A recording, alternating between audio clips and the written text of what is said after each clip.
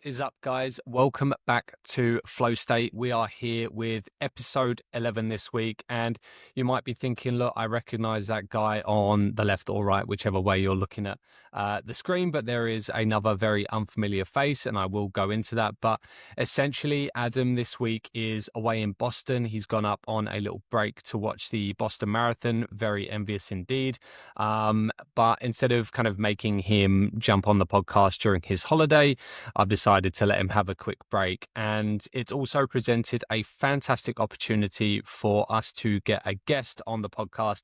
And we were thinking about who would be the ideal person to come on for an hour or so and chat about maybe what they do, how it relates to running.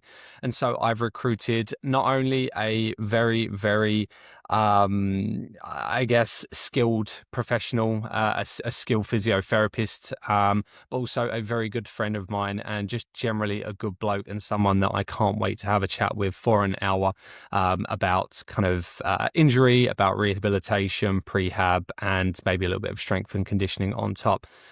So I will not go through any more introductions apart from saying this is Anth Viglione from the Movement Institute in Melbourne's northwest suburbs.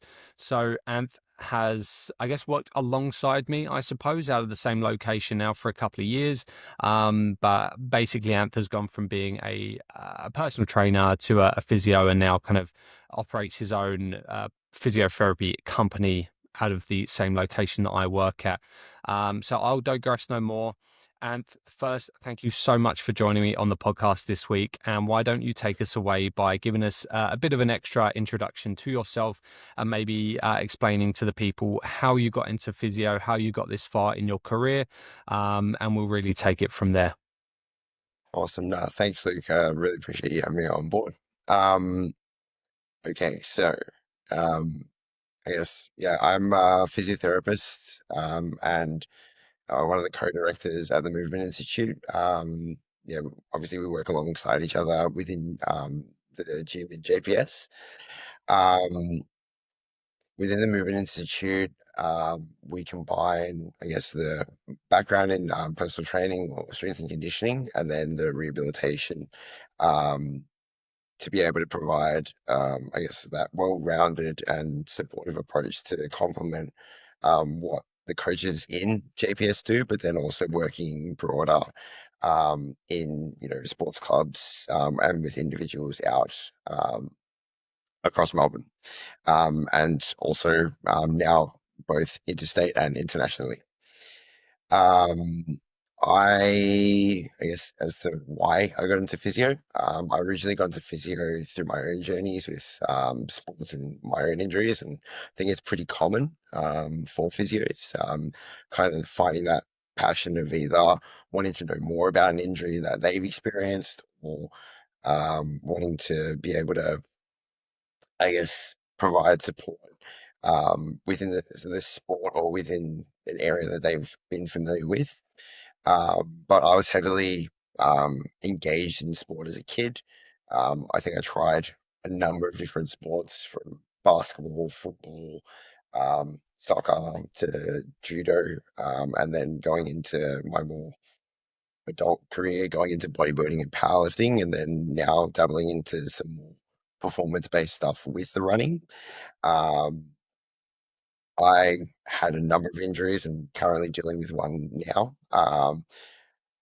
I got curious, and having worked with physios myself during my earlier injuries and having that support from them, I sort of found that I wanted to be able to provide that support for the people that I worked with, I guess, in the career that I went down. Yeah. So, I mean, obviously, the first thing I guess I'll add on to the back of that, I hope you don't mind me saying, is that again, I come from a similar place in that my background is sporting, getting into personal training, and now running, and I've worked with a number of physios as well for what is decades now, and the biggest thing I think I've realized from working with you personally over the last couple of years, again, a little bit more background is that not only have I been treated by you, and is that you also actually coached me to my first half marathon, which I'm hugely grateful for, because obviously I not only hit my goal, but I smashed my goal, and was hugely grateful for that. But I think for me, it's realizing the amount of, obviously, you're very skilled, you're very knowledgeable. And I think a lot of that comes from your background in sport, obviously, but you're also very much someone that understands the people side of physiotherapy, right? You clearly have a lot of care for your clients, your patients. It's not just a paycheck for you. I've seen this in action. We've spoken about some, I guess, shared clients. I refer people to you quite frequently if I feel they need your guidance, and that's really been, I suppose, refreshing for me to see someone that really cares about their clients. And I guess now that you have such a, again, I won't go into it too much because I want to let you discuss it, but maybe you could tell me how, because you've obviously had quite a broad array of clients, like you work with Gen Pop, you work with semi-professional, and I think I'm right in saying professional athletes. Maybe you could go into that. So tell us maybe about the types of client you work with and what you can learn from being with or having this experience with multiple types of individuals, really.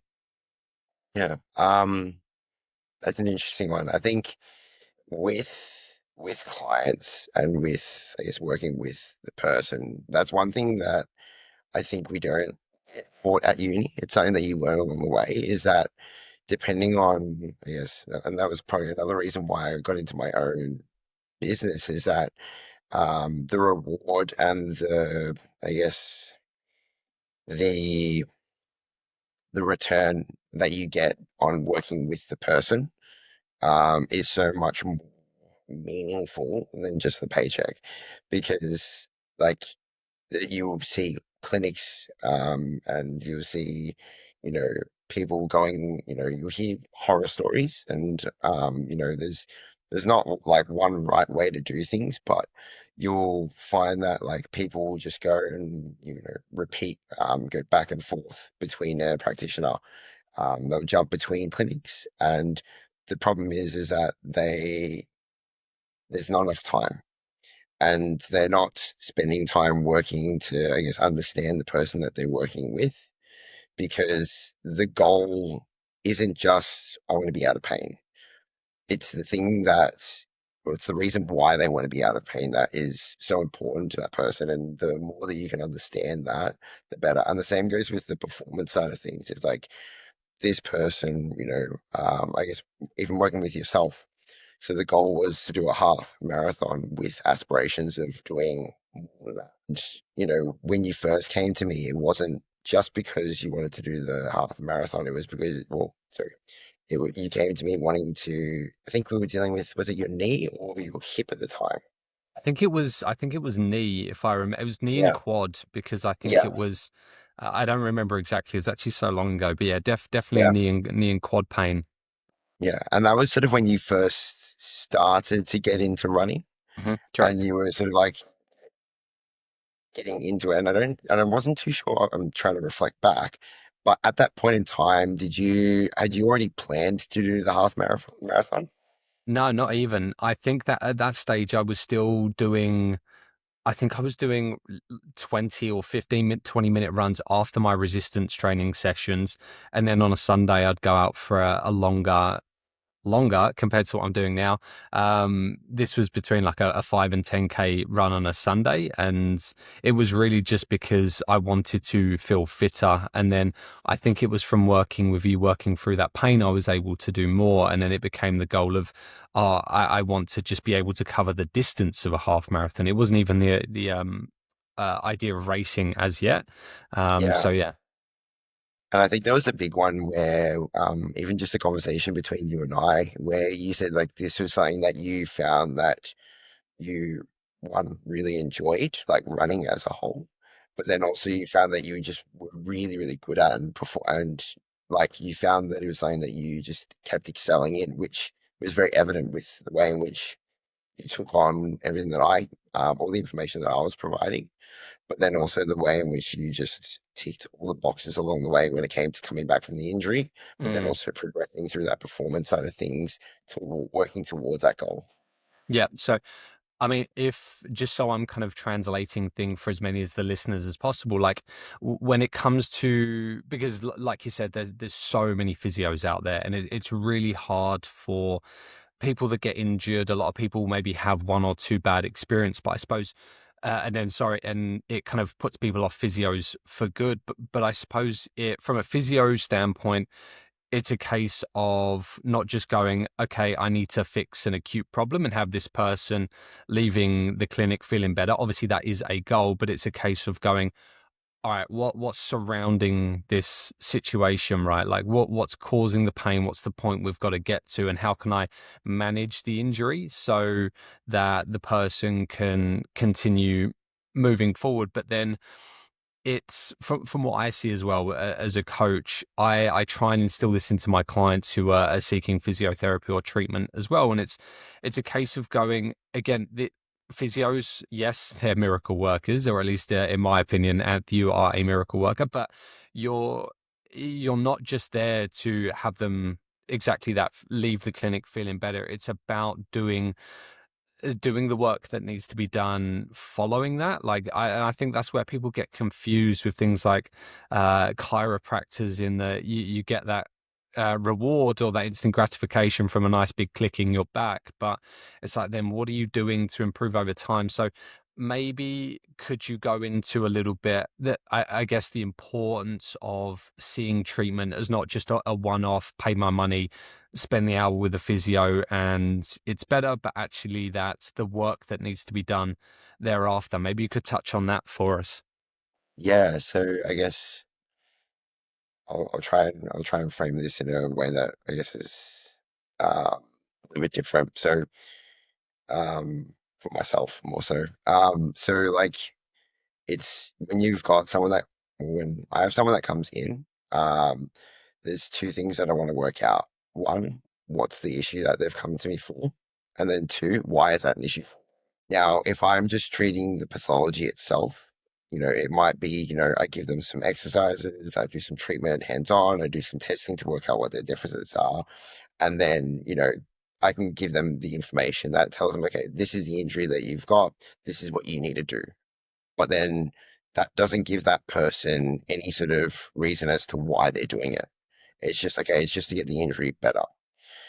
Um, when it comes to then taking that next step and trying to understand why, it's then going, okay, well, this is the injury. These are the limitations that it is causing for you. So if it's an athlete, what is it stopping them from doing? If it's, a mom at home who can't lift up her baby, that's something that we want to try and work towards, work towards improving so that they're getting that, I guess, benefit out of what you're getting them to do when they leave the clinic, and ensuring that you have a good, um, a strong tie to the things that you get them to do. So, in the treatment room, first goal is to try and reduce pain. So if that is what they're coming in for, reducing pain so that you can, then start to do meaningful work when they leave. Um, the the exercises that you do need to be, I guess, either tied to something that allows them to then continue. So if it's training for a run, if it's being able to, set up your day so that you can do the things that you need to do at home, it's making sure that you provide them with a framework so that they can go, okay, I need to do this, so then I can actually, start my day, or I need to do these exercises so that I can then, jump into my session. I find that that works really, really well, but you also don't want to overcomplicate it. Because if you give someone a shopping list of rehab exercises, they might do one or two, or they might do none of them at all. Whereas if it's, in the case of what we did, it's integrated into your gym program. It's built into the program so that it's a part of what they do. It Hmm. doesn't have to be an add-on, because the reality is, we're like, people are time poor, and whether that's because of, busy lives, or whether it's just because it's just something that's added in that they never thought that they had to account for. Adding that in, depending on how much you're adding in, can make things really challenging. And if we don't recognize that, we're not actually going to get any buy-in from that person, because they could come back next week and have not done none of what you asked them to do. Hmm. And then we end up in that repeated cycle of, treatment, here's some exercises, come back, treatment, here's some exercises, come back, Hmm. which we don't want to get to. We want to make sure that that person, every time that you're making contact with them, you get that, I guess, response of, I'm actually feeling better. I was able to do what we spoke about, and I'm seeing progress. Yeah, so it's almost a case of understanding that I think I'm right in saying, as a coach myself, that some people do have this inherent intrinsic drive to do whatever it takes to get back on to whatever they're doing. But for a lot of, especially general population individuals, like you said, busy lives, maybe exercise is sometimes a little bit of a chore, which, look, it happens to the best of us. Not always do we have that motivation as soon as we wake up to go do what needs to be done, especially when you've got like a busy day at work, or it's dark, cold outside. So there's what I'm hearing is maybe there's some benefit to, I guess we call it habit stacking. So finding, because obviously we know that that rehab work is so important. It's not just physio giving you something for the sake of it, right? It's there to help you, to help make you better and improve, so the next time they can see you, they can progress things. And maybe for those individuals, because even for myself, like I do unfortunately sometimes see that rehab work as, oh, it's just going to take time. It's pretty boring. But what I find, and I think what a lot of people find, is if you can, like, if you're someone that is driven to go to the gym, like you said, use it as part of your program, not even a warm up, to integrate it into the program. And maybe if you're working with a personal trainer, you can engage that. There's no reason why you can't put the personal trainer and the physiotherapist in touch with each other. That's a really good idea. But even if you have like other habits in your life, so let's say you'd normally, I don't know, spend half an hour before you train doing mobility stuff. It's like that's great, but maybe that's when you could integrate your rehab. Or if you like sit down after work, for instance, if you don't have kids and you spend 30 minutes watching TV before you make dinner, great. Use that time, still watch the TV, but that's a great time to do your rehab work as well. So maybe instead of looking at it as just something you have to find time for, try and find something that's already I guess, an integrated part of your day, and that's when you add your rehab on top. Would you kind of agree with that? Yeah, absolutely. I think it kind of just popped into my head, with that is, the I think it goes back to one of the questions that you asked me before, and the best outcomes often come from the people who commit to the process, not just the appointment. And part of what I like to do is make sure that, yes, I can assess, diagnose, treat, put together a plan, but unless that is paired with that consistency outside of the session, it's likely going to fall back into that. So I try and make sure that in that plan, I'm working with the person to find a way that they think is going to work to get their rehab done, so that it's not just about the physio session, it's about what they can do. Mhm. Absolutely, yeah. That's a really good point on top as well. Um, and now, look, if let's try and think more, because obviously we have a lot of runners watching this, not solely runners, but I guess the majority of our audience are runners. Yeah.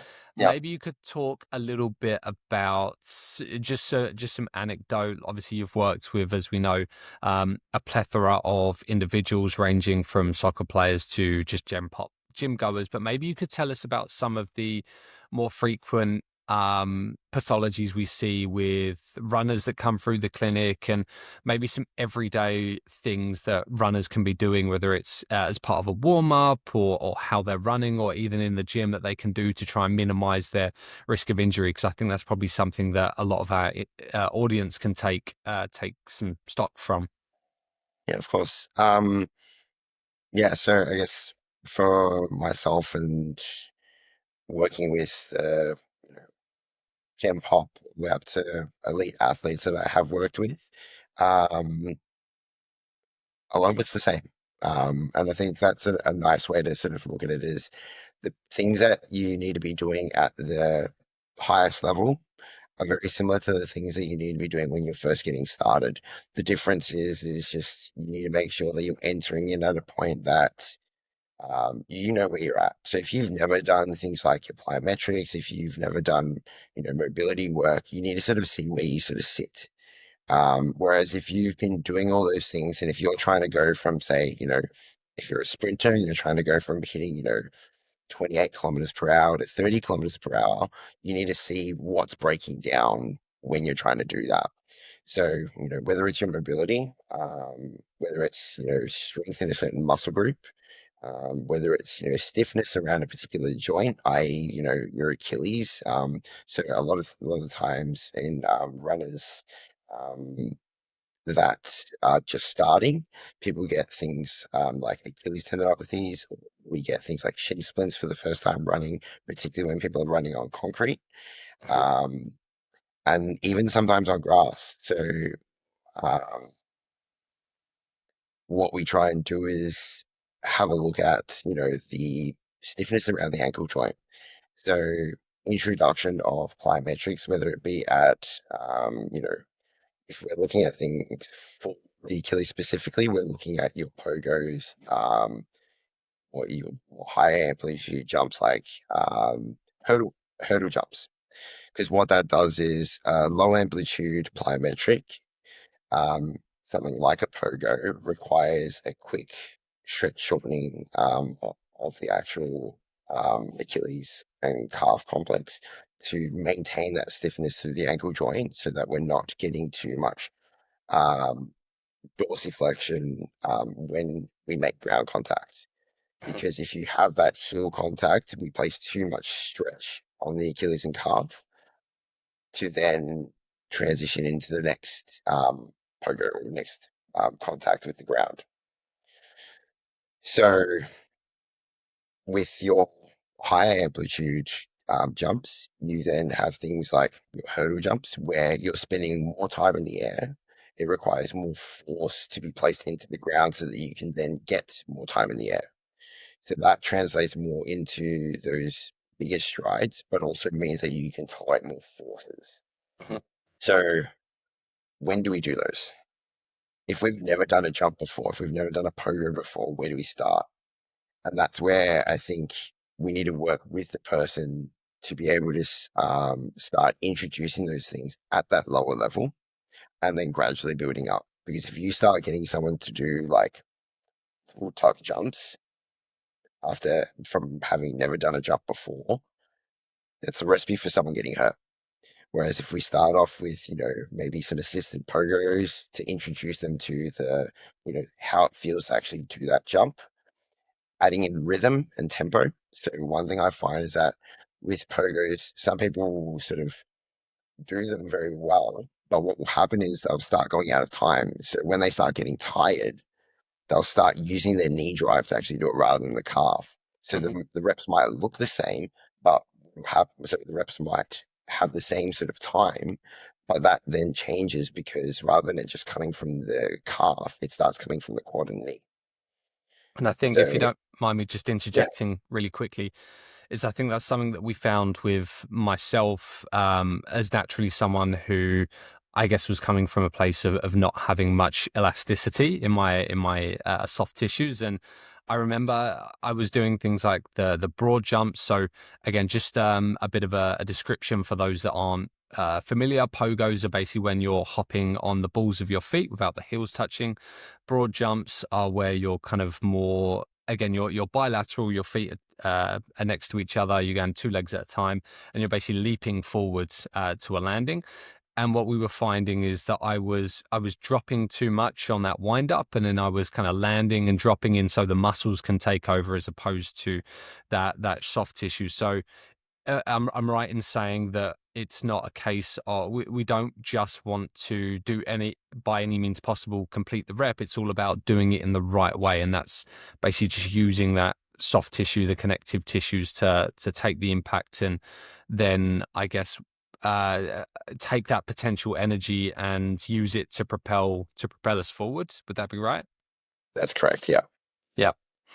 Awesome. So, so I'm not sure where I interjected with you, but yeah. So we were obviously talking about where beginners should go. Yeah.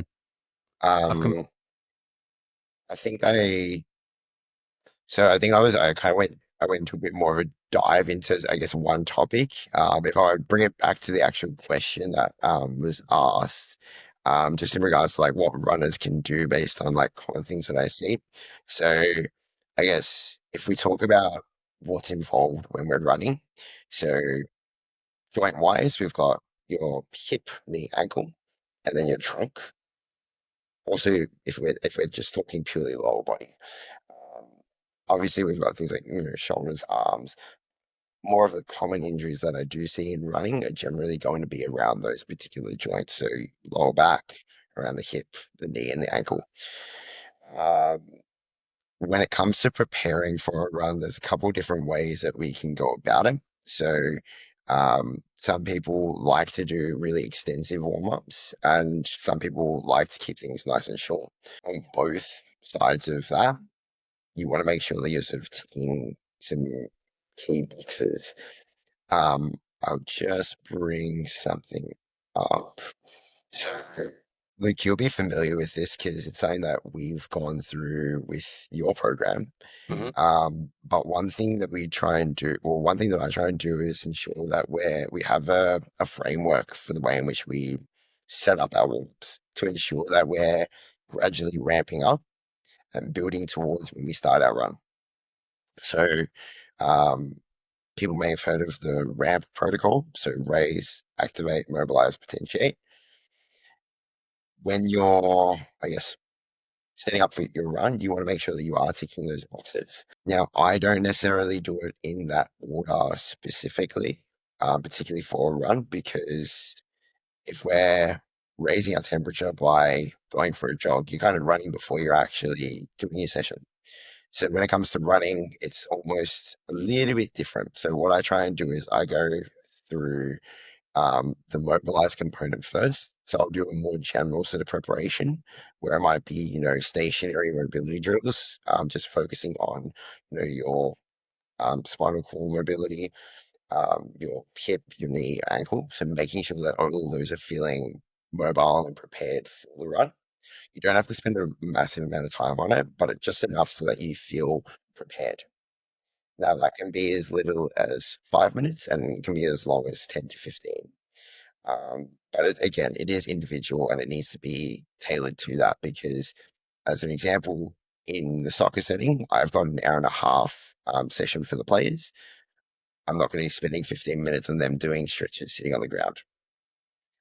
So you might spend, 5 minutes at most. I then do my more specific mobilization drills. So in that sort of that 5 to 10 minute period, rather than it being just on the ground or sitting or stationary, I actually get them moving. So things like hammy sweeps, quad pulls, lateral lunges, things that are going to start loading the tissue and making sure that while they're actually moving and, moving in a linear fashion, they're they're feeling good and they're feeling prepared. We then start to build on that, moving into their more dynamic work. So building velocity into what we're doing. So a leg swing, a straight leg kick or a kick out to the side. You can do it a knee tuck to a backwards flick or an arabesque. Um, then we start moving into your more technical stuff. So with this is where we start exposing to things like posture and plyometrics. So position. So depending on the type of running that they're going to be doing, whether it's, I guess, a longer distance run, whether it's more speed-based work in a sporting setting. We're looking at like acceleration and change of directions. Um, Trying to ensure that their body and the musculature and I guess the structures that are supporting that are prepared to do those tasks. So we actually went through a drill the other day up against the squat rack where we were basically getting your trunk and hip, knee, ankle in a position that forces the system or our body to work and load up correctly. Because what happens is when we have areas of the body that are, say, tight or haven't been exposed to something previously, it then starts shifting, it then can result in us shifting away from our, sorry, it can then start causing us to create compensatory patterns Yep. that then result in overloading structures that we shouldn't be loading. Hmm. So that's where these technical drills, so looking at, I guess, form running, looking at the cycle, so the ability for us to recycle our leg through, the ability for us to switch between our left and right leg, and then the ability for us to gout, so your plyometrics. So when we're running, we spend time in the air. When we're running, we spend time on the ground. How efficiently we do that is based on how well we can achieve each of these things. Hmm. So quicker, more forceful ground contacts mean that we can produce more force into the ground, travel further with each stride.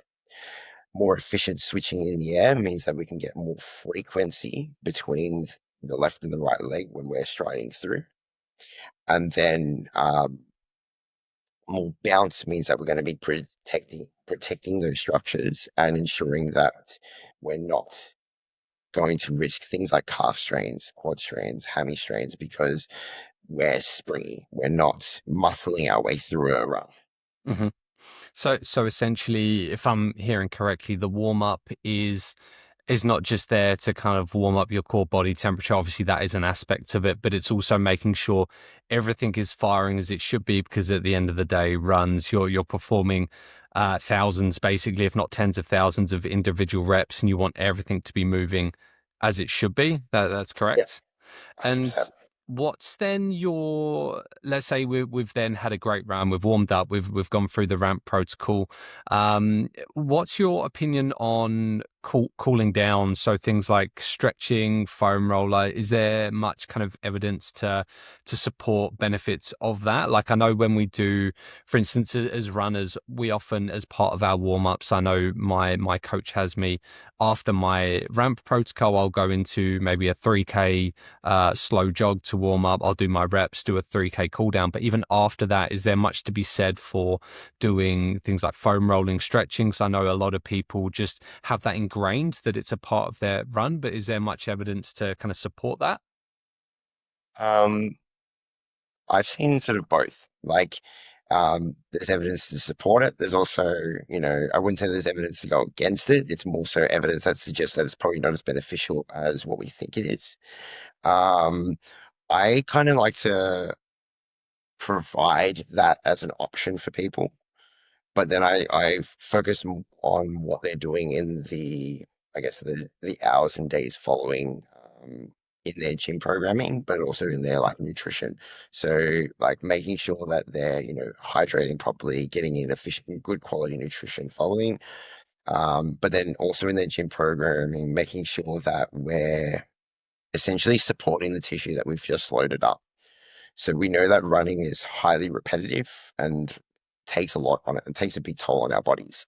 Ensuring that we're providing it with preventative strategies, so loading the tissue like the musculature in a way that settles down the strain that's been placed on it, um, so that we can repeat those efforts. Because if you're running 3 to 4 times a week, if not more, you want to make sure that between each of those runs, you're allowing yourself to feel refreshed and ready to go. So your nutrition, making sure that the energy and the fuel stores that you've depleted are replenished for your next run.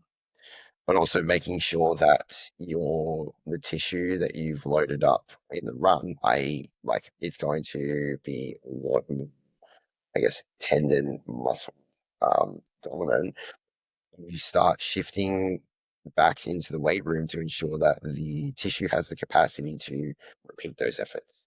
Mhm. We've commonly done a lot of like isometric based work to help build resilience around that tissue.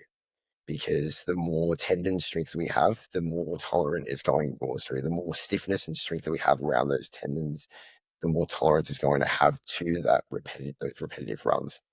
Of course, yeah, and I guess that also just touching on that point about nutrition as well.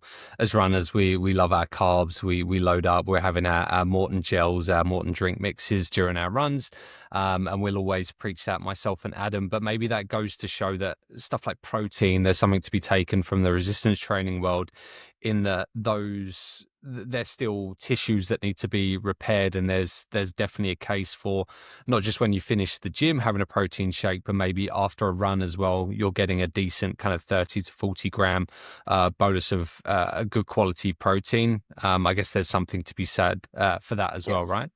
yeah, Um, and now, look, we were talking about the gym there, and something popped into my head because obviously part of injuries, if I'm right in saying, is that there is a genetic component the same way as there is like tissue and ligament durability, right? But I know some people are very kind of you'll see pros, for instance, some pros won't do any gym work. Some pros will swear by it. Like how much does that gym training really help? Or is there some individuals that can get away with doing less over more, or is there some people that maybe it's worth going, okay, I need to be spending 3 or 4 days in the gym to get to my best? And for some people, is it worth just going, oh, maybe I need to do one day? Or is it like at the end of the day everyone can benefit from it? I think everyone can benefit. So it's a good question. I think everyone can benefit from doing the gym because the whether it's our running or the gym stuff that we do, it's going to raise our capacity somewhere along the way. So the gym stuff we know is going to be more developing our growth, our size, and our strength. And the running is going to raise our ability to, I guess, run. It's the task that we want to try to achieve, and you'll see it online. If you're on Instagram, if you're on, if you look at research, the best the best training you can do to be a better sprinter is sprinting. The best training that you can do to be a better runner is running. Um, so when it comes to whether you're doing slash not doing the gym, I think you should be doing the gym. How much is going to be based on the individual. Because if you're doing, say, 4 gym sessions and trying to do 4 runs as well, you're not recovering in between any of that, it's not going to work. If you're finding that, as a soccer player, during the preseason, it can be quite hard to get in gym sessions or good quality gym sessions if you're also working full time and your training sessions are late at night. When are you going to fit those in? If you're doing, say, 4 training sessions on pitch plus, potential practice games, and then you're working a full-time job, it's hard to get that stuff in. So doing, an IP session on field, or in the gym at the club, if your club has one, can be really beneficial. But the scale of that might be, 4 or 5 exercises, whether it's isometrics or just some, best bang for buck strength exercises to help, prevent injuries that could come about from running, um, is going to be better than nothing. Mhm.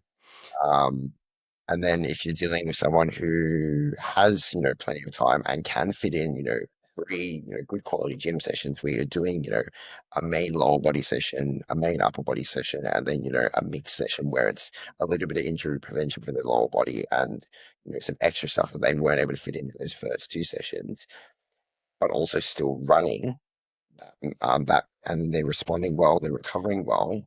That's also a good way to go about it. Mhm. And so let's say we've got some runners who are maybe like, oh, I think I could benefit from spending a couple of days in the gym.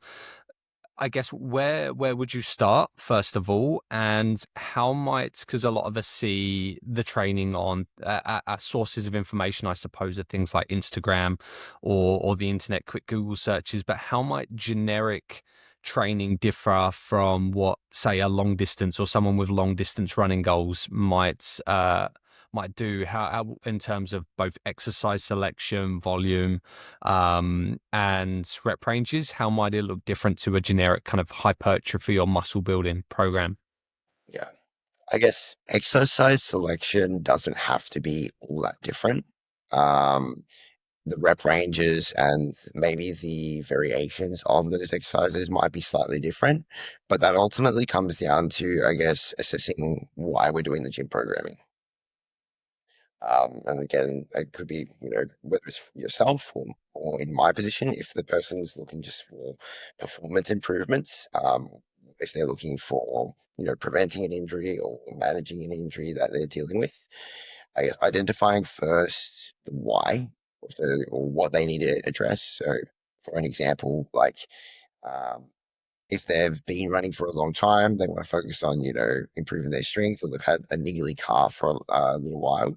What are we going to introduce into their program? So we don't want to introduce heavy, highly fatiguing, squats, RDLs, into their program that are going to create a lot of muscle damage that may result in them not being able to run efficiently the next day.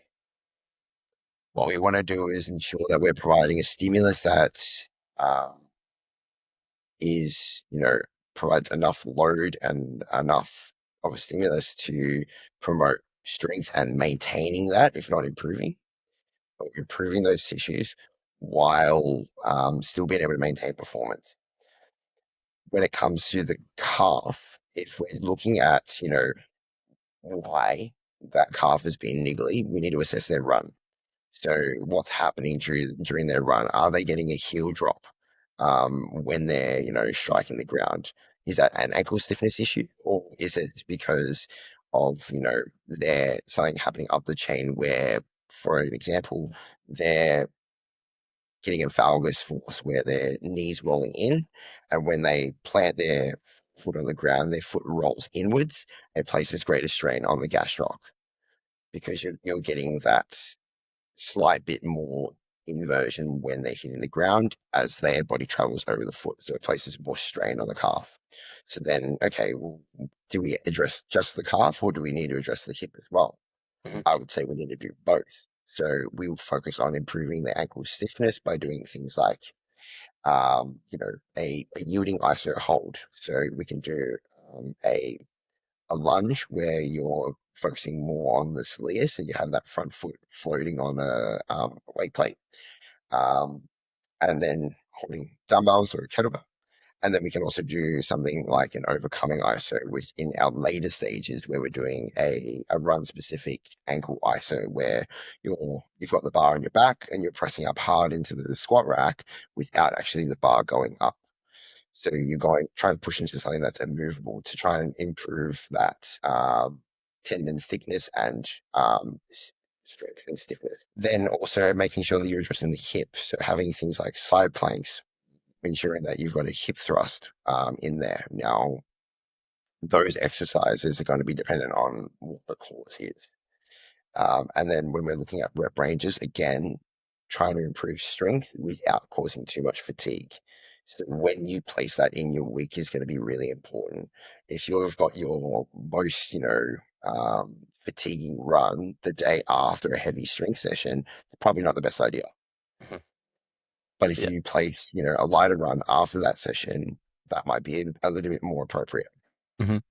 And let's say someone has gone ahead and done this, they're experimenting with sprinkling some resistance training into their running week, I suppose. Like, what are some signs of poor recovery? Like, what should we be looking out for, whether it's in the gym, on the run, or even on off days? Because I know a lot of us, we're relatively intuitive with our bodies, but we know that, let's say, someone who's new to something probably isn't going to be sure, or is going to be less sure of whether, okay, is this DOMS? Is this a case of me just feeling completely burnt out, or is this normal? Like, what are some things we can look out for to say that A, we're recovering fine, or B, like this isn't going too well, and I maybe need to reduce some of the frequency and or volume.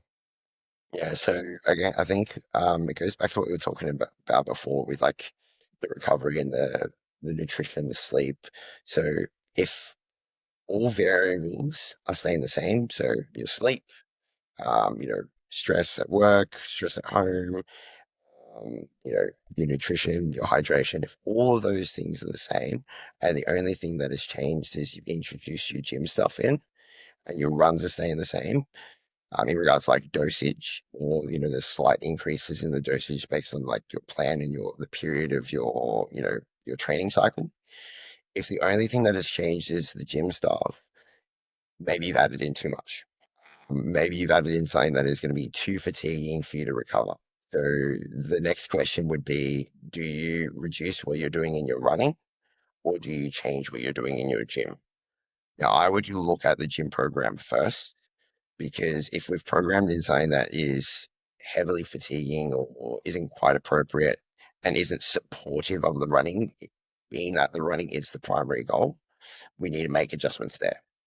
But if we are adding that in, and then, certain things are changing, like you've changed how you're structuring your nutrition throughout the day, or you're missing a meal, or you're not sleeping as long, I would focus on addressing those things first. Hmm.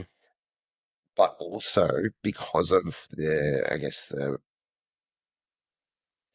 recovery that has, been impacted, I would also reduce the training stuff, the gym stuff that you've added in temporarily until that's sorted.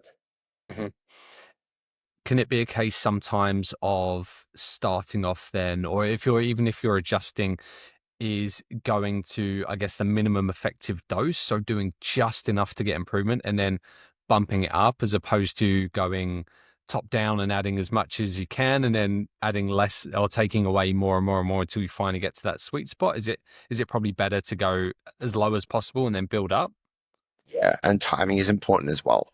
So I think we spoke about this the other day. It's like when we add those things in, or Mm, when we make those modifications, is really important. Don't do it at the end of a training cycle where things are probably at their peak, where your running's probably at the highest volume and intensity that it's been at across the entire block. Add it in at the very beginning where things are at their lowest. You've recovered after a deload, so that way you can introduce it at the same time and they can build together. yeah, I guess the best analogy from that is, imagine that you've got a bucket that takes all of your stress, right? And that stress is in the form of water or whatever. When you're, in my case, for instance, about to kind of peak it in that marathon phase, that bucket's basically full of water. It would be a bad time to then add more stress in the form of whatever it is, technique adjustments or more volume in training, because things are going to overflow and it's going to be too much to handle from. Whereas if you're kind of a couple of weeks post marathon, you're starting to train again, you've basically got a half empty bucket, so you've got more room. That would be right. Yeah, Perfect. exactly And right.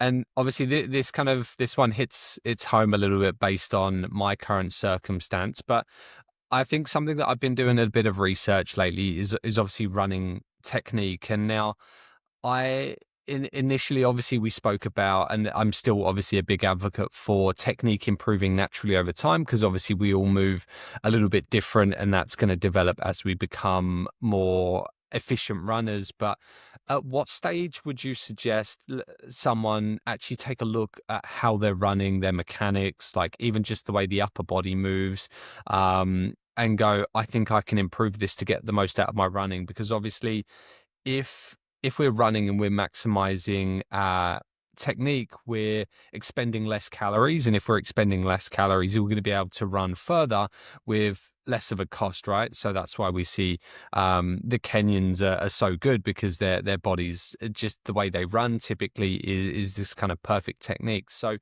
at what stage would you suggest, because obviously for a beginner it's probably less worth worrying about, because you're still building up the basic technique in the first place, the body's getting used to this movement. But when would be a good time to go, okay, I'm going to record myself or I'm going to seek out the help of a coach to try and help me run a little bit more efficiently, if that makes sense? Yeah. I think I really like what you were saying before about letting it evolve over time. I think it's really easy to get obsessed over the form and the technique, but it is a skill that does evolve over time. So I always say it's like, don't try and force it. Because for most, recreational runners, trying to force change in techniques can often backfire. And even when we go into that more intermediate and advanced stage, it's like, in your case, it's like you've got a marathon coming up. And if we're going to try and force technique changes, um, it can sometimes lead to, issues that come up because we're already working at our peak. And that's where it's like we want to introduce it where things are less stressful or, less demanding, because if something does happen, it creates more stress because of the demand of the competition. For the only time I would really like intervene and sort of be like, no, we need to address this now, is if there's a clear biomechanical reason to intervene. If there's a clear issue that is going to cause someone an injury or is actually causing someone more load and more strain. Now, that's not necessarily forcing technique in the run, but what that's doing is going back to what we were talking about before with the warm up and introducing drills that exaggerate postures and positions that we want to be achieving when they're running. So again, your switch, your cycle, your bounce positions. So like if we're looking at your A-frame holds for an upright run versus a 45-degree hold on, or when you're doing a sled push. Mhm. A sled push exaggerates the acceleration position, and Mhm. A-frame exaggerates the upright mechanics of a sprint. So ensuring that, in the warm up, when you're utilizing that time where we're not actually exposing, yourself to the run, to exaggerate those postures so that when you're in your run, you know what you should be feeling, Mm. and you can gently, build, so you can gently, introduce that into your runs, and your body will, because we've exaggerated in the warm up over time, that will translate better into runs rather than just trying to force yourself to be, I need to be upright Yep. in a sprint, because what can happen is you can change your technique and almost overcompensate as well. Where rather than being upright, we end up with this banana back because we're not actually tucking the pelvis under to be upright. We're just extending through our thoracic, Mhm. Sure. And uh, as an have a example. yeah, and how long would so we're making these changes, we're doing some work in the gym to try and improve that. How long till it really starts to become more habitual on the runs? Are we talking weeks, months, years? Like, what's the time frame there? You can see, well, acutely, you can see a lot of good changes in a session. So, like, if you're doing a specific running session with someone where it is focused on, I guess this isn't as much, so much longer distance running, but if you're looking at, acceleration, top speed stuff, um, in a session, you can see a lot of good changes translate across. The frequency of that, I would say you'd probably be able to get that to be more consistent and more move from that, I guess, conscious to unconscious competence sort of phase of learning within a week's sort of period. But then for it to be more ingrained, it will take a little bit longer. So it's definitely a case of being patient with it. Don't just start introducing exercises and then expect to see results out on your Drastic runs. changes, yeah. Yeah, yeah. It's, I guess same way as if you're doing a new running block. Let's say you're adding marathon sessions in. You can't expect to be able to hit certain paces. You need to build it up slowly. That pretty much sounds correct, right? Yeah, yeah. Awesome. And I guess just to touch on some of the stuff, because again, when we run, this is something that one of your colleagues at the Movement Institute, Joe, and I were speaking about a couple of weeks ago in terms of upper body training. Because I was weighing up, I was like, look, as a runner, I don't need, or we don't need heaps of muscle in the upper body. And I'm not a big guy as it is, but it got me thinking, like, am I potentially in need of all this upper body stuff? Yes, I do enjoy training, and I won't get rid of it because I do enjoy a little bit of an arm day once in a while. But what is there something to be said for still doing some strength work in the upper body? Will that actually support running? Like I think the analogy that Joe used is that the body works as a sum of all the parts, right? So even if we're not necessarily training to grow the pecs, the lats, the arms still having that strength is going to be a benefit because a stronger body holistically is going to help when we move. Is there something to be said for that kind of upper body training? Yeah, absolutely. Obviously, like the volume and load that you do doesn't need to be, at a level where you're trying to get massive, but it needs to be something that's going to support what you're doing. It's like when we're running, we're not running with our arms across our chest or by our side. They're moving with us. And, we want them to be moving efficiently because, you'll see, again, people have different running techniques. You'll see people that run with their palms open, palms closed, arms might come across the body, or we want them to be moving in that sort of straight line, depending on what you're doing. Now, if we don't have things like your lats helping control your trunk stability as well, because lats don't just do shoulder extension or adduction, they also do lateral flexion of the spine. So if we don't have them there to support that rigidity that we want or that stiffness that we want through our trunk while we're running, we can then break down. Same with our chest and shoulders, bringing that arm through, making sure that that is moving efficiently and in good timing with our lower body so that our run is efficient. So it's the strength training that we do for the upper body is there to support what we do, but it's not there to necessarily, you know, change out how we look, per se. Yep. And that's just a quick clarification at that point is that if you suddenly start going to the gym, because again, I suppose we're only talking about maybe adding one upper body session a week and you're doing kind of 3 to 4 sets for each major muscle group. Just because you're doing that work doesn't mean you're suddenly going to end up looking like Arnold Schwarzenegger, right? It's a case of, yes, you might see some growth because it is a novel stimulus, but there's only so much you can grow. And at the end of the day, for most of us, you're not going to be a hyper responder to this kind of training and you're not going to end up huge from it. And even if you did gain that little bit of muscle, it's probably going to be worth it in terms of your running efficiency and just how your body is moving as a whole, right? Yeah. And it's not going to be a massive detriment because I know that some people do worry that, by putting on that or by introducing that they might get heavier or add a bit more bulk, which means that they may run a bit slower. But that's why we periodize our training to ensure that, when we are making those physical changes through, improvements in size to tolerate more, that we're doing it in periods where we're not trying to improve our running efficiency. We're doing it in periods where we're trying to maintain what we have while we're building this up. So it's that seesaw effect where we're just trying to like ramp up, ramp down certain things to ensure that we're progressing in the right direction. Yeah, so we're basically looking at one outcome at a time as opposed to let's train for everything all at once, right?